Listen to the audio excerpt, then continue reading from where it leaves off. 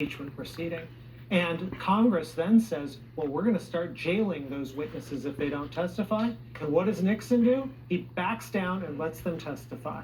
So you think this sort of full bar that they have issued, that no witnesses can go forward, they've tried to stop everyone, all these people are appearing under subpoena and they're defying a White House order.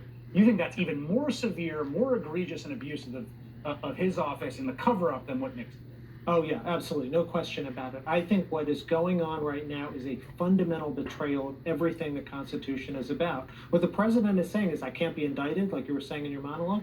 I can't even be investigated. And now he's saying, I can't even be impeached because that's a coup and it's all hearsay and blah, blah, blah. So, I mean, maybe he's trying to rival King George III, but, but at least in this country, I mean, we don't have anything like that. Putin may be like that, but nothing in this country. It's funny you say that, because one thing I've noticed in the theme of the Republican arguments is there are these arguments that prove too much, right? So they say, well, impeachment undoes the election. It's like, well, that's true in a certain sense, although it doesn't, make Hillary Clinton president, it makes Mike Pence president.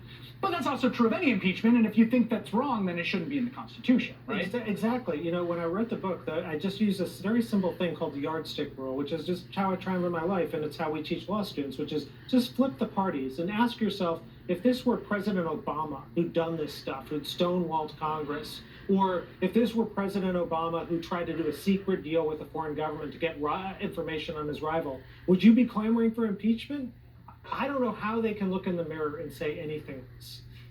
I guess the final question is, what is the evidentiary burden here? I mean, it's sort of a strange process, right? Because the way I always describe it is like, it's a murder mystery in which the murder happens on the first page, and we see the person who did it, and they're standing over the body, and then the rest is just told in flashback of oh, well, how did we get here?